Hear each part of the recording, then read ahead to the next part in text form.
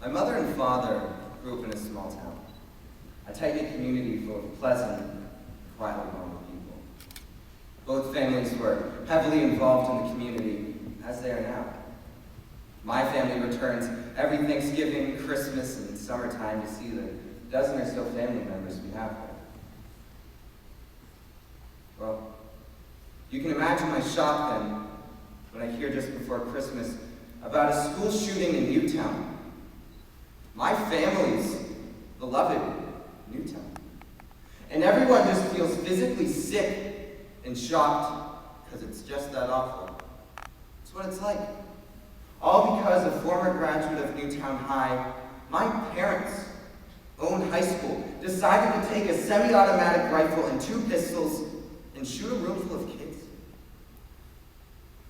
When do we stand up as a society and say enough is enough?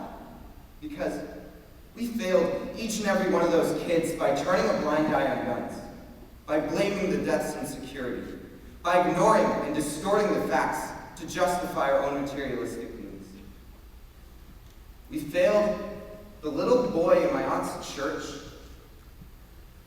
We failed my aunt, who works as a volunteer substitute teacher at all the local elementary schools and could have just as well been at Sandy Hook that day. And we failed James and Catherine. They were 6-year-old basketball players coached by my cousin Stephen. He's a senior at Newtown High. Yeah.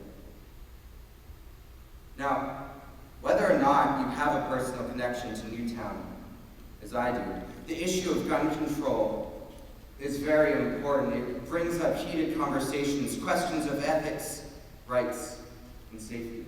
It's a long-term problem caused by decades of deregulation, and the solution is an overarching and continuing push to eliminate non-recreational firearms in this country. Okay, so clearly we do already have some regulations in this country. Let's take a look at what has and hasn't worked. The Brady Law, introduced in 1994, is a major federal policy that requires licensed gun sellers to approve a background check before the sale. Background checking itself isn't all that effective. It only affects 1% of buyers each year. In fact, once a buyer completes a single background check, they may buy as many weapons as they please. But the Brady Law is good, right?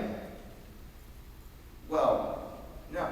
Because background checks are not required for unlicensed private sales, like between 2 citizens. This loophole has been exploited to the extreme such that 80% of criminals buy or obtain their weapons daily. Okay, so clearly we have some problems with our own laws. Let's take a look at some other countries. But, for starters, let me let you know that the U.S. has the highest homicide rate of any developed nation, and we are one of the last developed nations to make non-recreational firearms illegal. According to the United Nations Office of Drugs and Crime, in 2009, 3.3 out of 100,000 people were killed with firearms in the U.S. In Britain that same year, 0.1 out of 100,000 people were killed, 1 out of a million. In Britain, this led to 41 deaths. In the U.S., this led to 10,300. And the statistic of 10,300 is 250 times greater than the number of deaths in Britain. And guess what? In Britain, non-recreational private firearms are illegal. And this proves true even in the U.S. The states with the lowest homicide rates, like Massachusetts and New York, also have the strictest regulations. This tells us that there is, in fact, a correlation between the homicide rate and the regulations. But people say, if a gun ban happened in the U.S., criminals would continue to have access to weapons, while citizens who want to defend themselves would not. And I know what you're thinking, guns protect people, right? Well, the statistic of 60,000 to 80,000 defensive gun uses is neither largely reliable nor directly compatible to the number of deaths because the category of use is so broad. It ranges from law enforcement to self-described subjective protection. and everything in between. Besides, the large majority of homicides actually happen between people who live together, not strangers. In fact, in the U.S., 3,042 children died from gun-related deaths. That's 150 new towns in a single year. In 2010, there were 73,000 people hospitalized for gunshot wounds, and there were $32 billion in damage and lost productivity in medical bills. These statistics and more tell us that we can no longer blindly allow guns to go unregulated in this country. What's the point? Why do we care? We need a more global outlook in this country.